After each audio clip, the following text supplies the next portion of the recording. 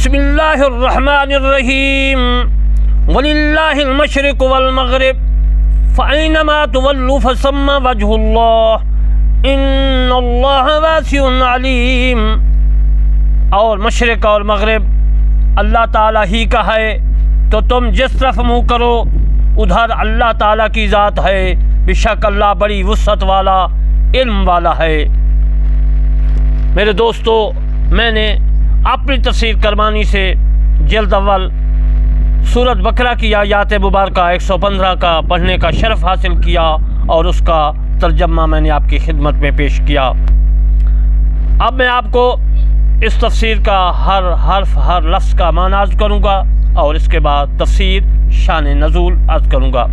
تفسیر عرض کرنے سے پہلے میں آپ کی خدمت میں عرض کرتا ہوں کہ میرا چینل کرمانی ٹی وی، جس میں میں آپ کی خدمت میں میرے دوستو تفسیر قرآن کی مجید کی جو ہے تفسیر کرمانی لکھ رہا ہوں، وہ بیان کرتا ہوں اور کر رہا ہوں۔ اور دوسرا میرا چینل ہے کرمانی ٹی وی 3، اس میں نماز، روزہ، حج، زکوٰۃ تمام مسائل موجود ہیں۔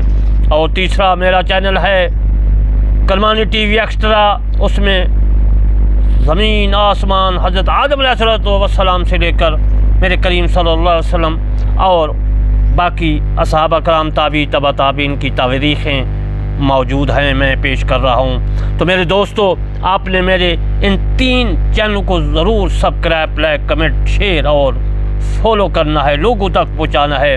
قیامت کے دن یہ کوئی نہ کہہ سکے کہ اللہ کا کلام میرے کانوں تک نہیں پہنچا، آپ نے ضرور پہنچانا ہے، سننا بھی ہے تاکہ اسی کے مطابق آپ عمل کریں اور دوسروں کو جو ہے پہنچائیں۔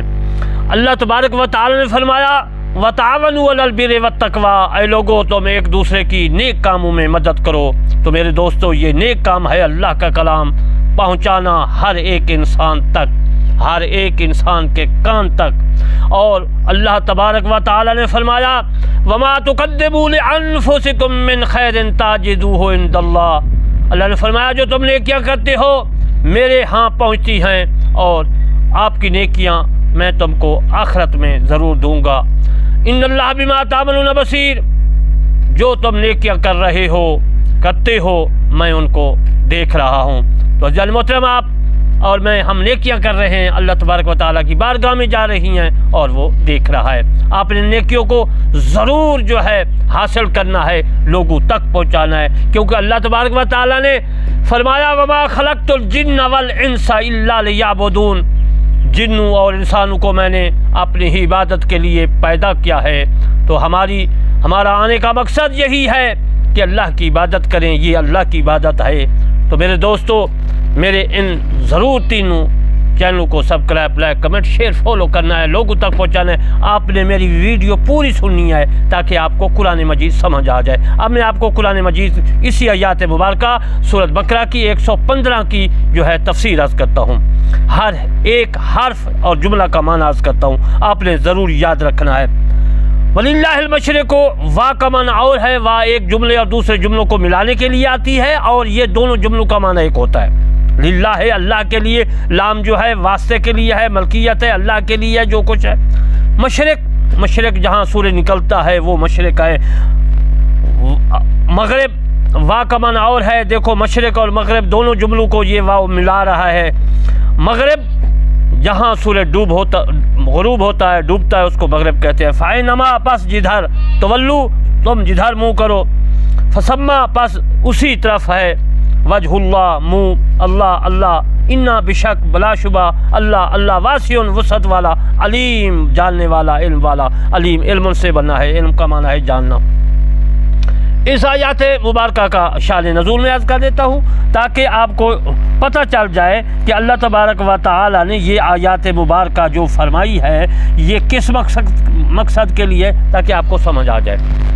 اس کا شان نزول یہ ہے کہ اس آیات مبارکہ کے نزول میں مختلف اقوال ہیں۔ حضرت عبداللہ سے مروی ہے اور انہوں نے اپنے والد سے روایت کی ہے، فرماتے ہیں ہم رسول کریم صلی اللہ علیہ وآلہ وسلم کے ساتھ ایک اندھیری رات میں سفر کر رہے تھے کہ قبلہ کی سمت معلوم نہ ہو سکی۔ ہر ایک آدمی نے جس کا جدھر جو ہے دل جمع اس نے اسی طرف منہ کر کے نماز ادا کر لی۔ جب صبح ہوئی تو ہم نے یہ بات رسول اللہ صلی اللہ علیہ وآلہ وسلم کے سامنے عرض کی، یا رسول اللہ صلی اللہ علیہ وسلم، تو اس کے متعلق یہ آیات مبارکہ نازل ہوئی جو میں نے عرض کی ہے۔ یہ ترمذی تفسیر القرآن میں موجود ہے، شان نزول جو میں نے عرض کیا ہے۔ عبداللہ بن عامر بن ربیعہ نے کہا یہ اس مسافر کے متعلق ہے جو سواری پر نفل پڑھے، اس کی سواری جس طرف متوجہ ہو اس طرف اس کی نماز صحیح ہے۔ یہ بھی جو میں نے عرض کیا حدیث عبداللہ بن عامر بن ربیعہ سے، یہ میرے دوستو ترمذی شریف میں موجود ہے۔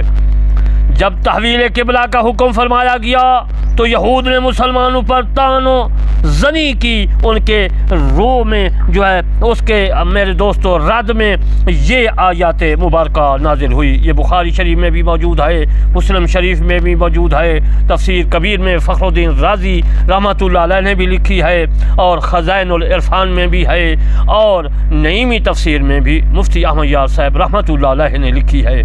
حضرت ابن عباس رضی اللہ تعالیٰ عنہ سے مروی ہے کہ فرماتے ہیں سب سے پہلے شے جو ہمارے لیے قرآن مجید سے منسوخ ہوئی وہ قبلہ کی سمت ہے۔ اللہ تعالیٰ فرماتا ہے وَلِلَّهِ الْمَشْرِقُ وَالْمَغْرِبُ فَأَيْنَمَا تُوَلُّوا فَثَمَّ وَجْهُ اللَّهِ۔ بس رسول کریم صلی اللہ علیہ وآلہ وسلم نے بیت المقدس مسجد اقصیٰ کی طرف منہ کر کے نماز پڑھی اور بیت اللہ کو ترک کر دیا۔ پھر اللہ تعالیٰ نے آپ کو بیت اللہ کی جانب سے پھیر دیا اور پھر پہلا حکم منسوخ ہو گیا۔ یہ حدیث بہقی شریف میں موجود ہے، یعنی مسجد اقصیٰ کی طرف بیت المقدس کی طرف منہ پھیرا گیا اور پھر جو ہے بیت اللہ مسجد حرام کی طرف منہ کیا گیا۔ یہ بھی آگے عرض کروں گا کہ جماعت کون تھی، ٹائم وقت جو ہے جماعت کا کون تھا، وقت کا کون تھا، اور کتنی رکعت پڑھا رہے تھے میرے مصطفیٰ صلی اللہ علیہ وسلم، وہ انشاءاللہ میں آپ کو عرض کروں گا۔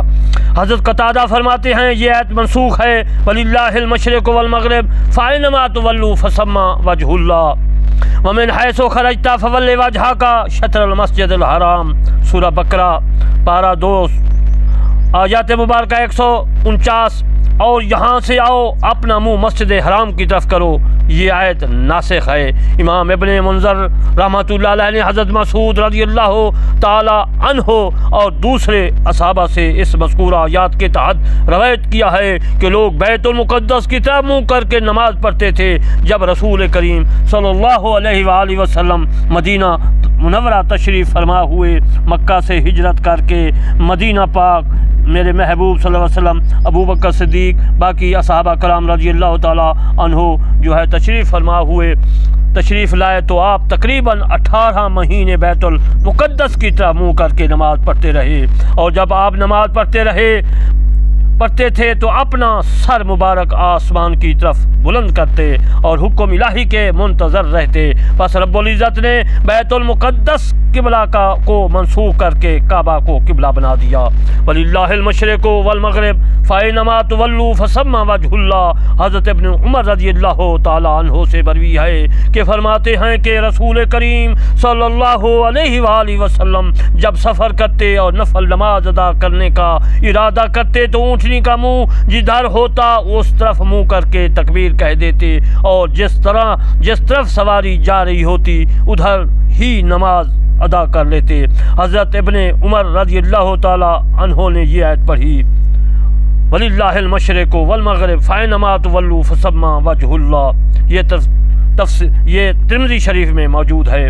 امام مالک نے ہمیں خبر دی کہ ہم سے بیان کیا عبداللہ بن دینار نے عبداللہ بن عمر رضی اللہ تعالی عنہ نے کہا کہ رسول کریم صلی اللہ علیہ وسلم سفر میں اپنی سواری پر جس طرح بھی سواری کا منہ ہوتا نماز پڑھ لیا کرتے تھے، اور حضرت عبداللہ بن عمر رضی اللہ تعالی عنہ بھی ایسا ہی کرتے تھے۔ موتا امام محمد میں حضرت امام محمد رحمۃ اللہ علیہ نے یہ لکھی ہے۔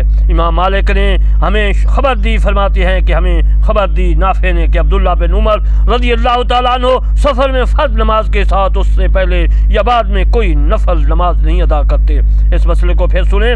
عبداللہ بن عمر رضی اللہ تعالیٰ عنہ سفر میں فرض نماز کے ساتھ اس سے پہلے یا بعد میں کوئی نفل نماز نہیں ادا کرتے تھے، سوائے رات کے درمیان یعنی نماز وتر کے کبھی زمین پر اتر کر کبھی اپنی سواری پر پڑھتے تھے۔